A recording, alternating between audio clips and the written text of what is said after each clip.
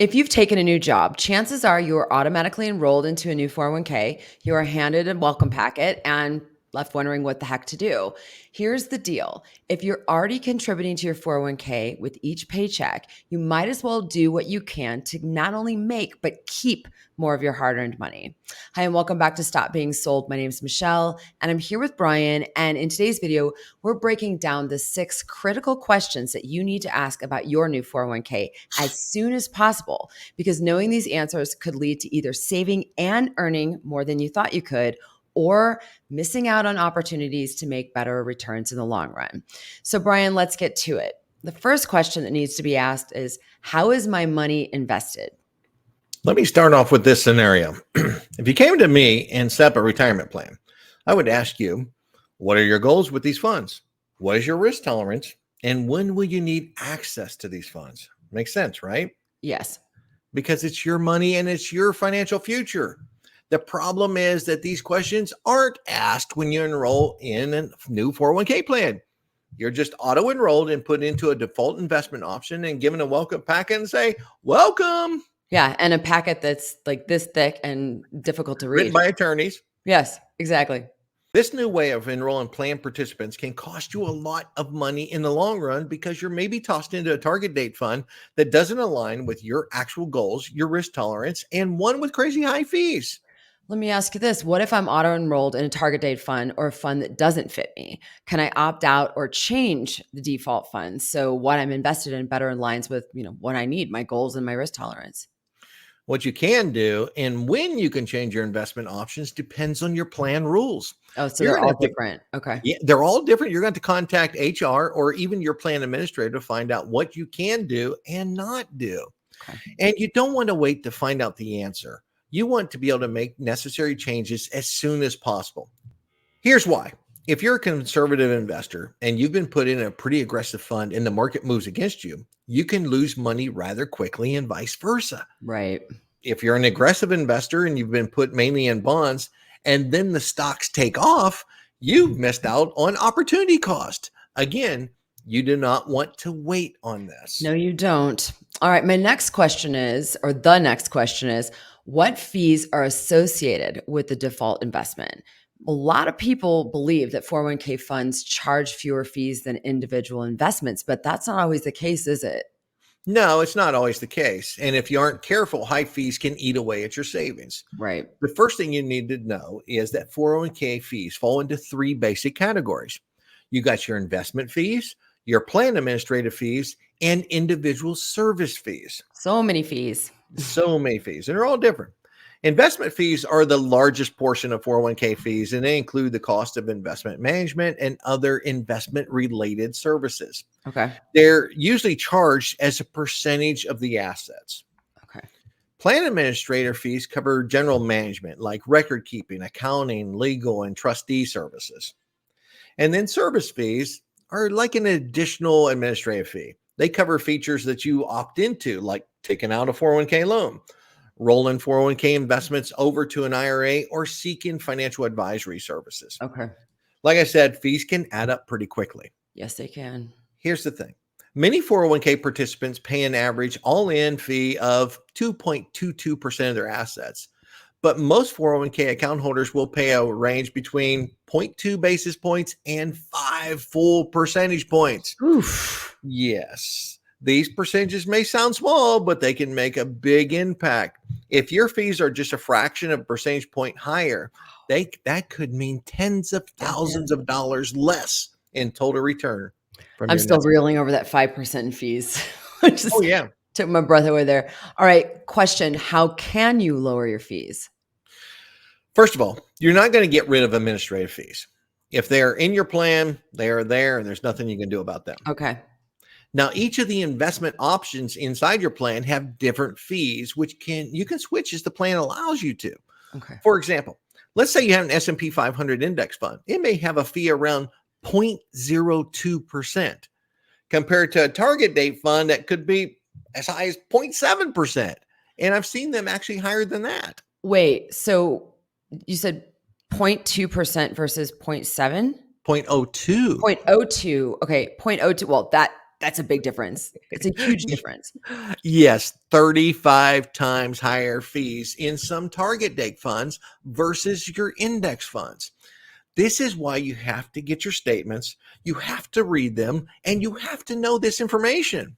Yeah, it's a lot of money you're saving. You might as well not lose it to fees if you can Right. avoid it. All right. The next question you should ask, and this is a big one considering what's coming thanks to the Secure Act 2.0, that is there a Roth 401k option? I couldn't agree more because starting in 2024, employee plan sponsors can now create emergency savings accounts for participants to contribute to a separate emergency savings that's part of your 401k plan. Yeah. Contributions are after tax only, which means they must be put into a Roth 401k. The caveat is that the savings account balance cannot exceed $2,500 and you can take up to one withdrawal per month. Also, the first 4 withdrawals in a year must be penalty free. Your employer then can impose fees after that, but you still have access to your money. Okay. Your employer may also automatically enroll you in the emergency savings account, setting aside up to 3% of your compensation. Contributions to this new emergency savings account will qualify for 401k matching contributions also. That's huge.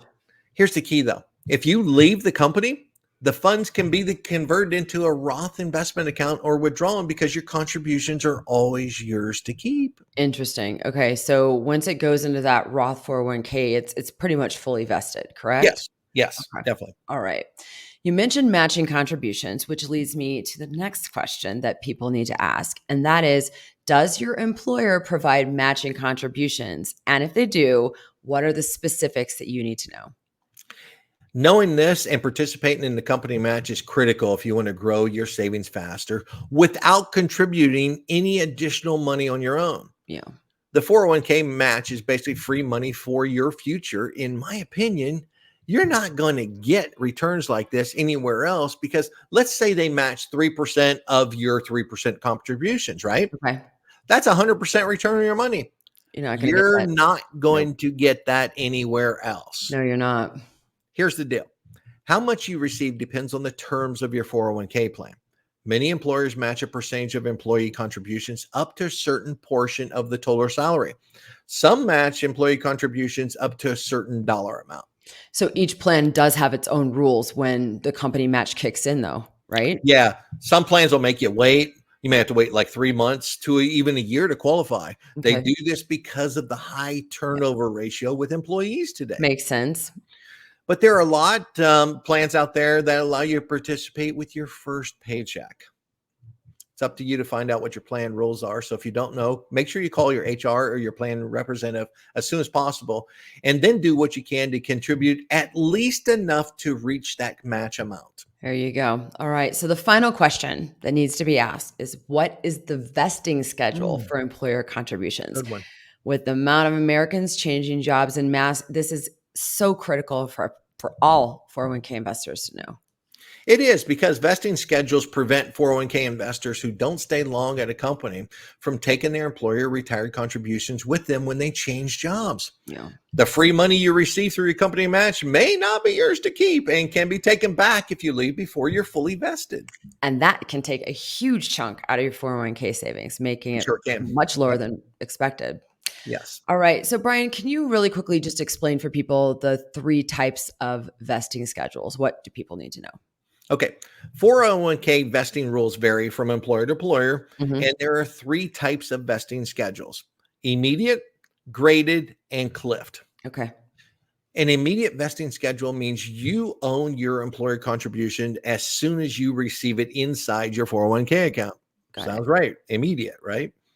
A grading vesting schedule means you vest a certain percentage of your employer matching dollars in a set period of time until you're 100% invested. This is normal. You see this quite often. Yeah. For example, 20% might be vested after your first working year, 40% the second, all the way up to after the 5th year, it's 100% vested.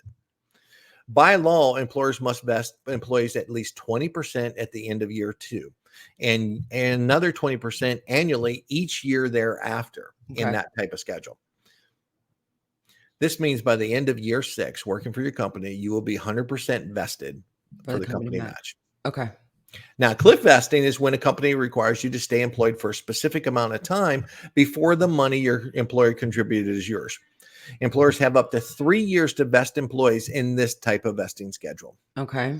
If you were to change jobs after 2 years and your company required you to work for three, guess what?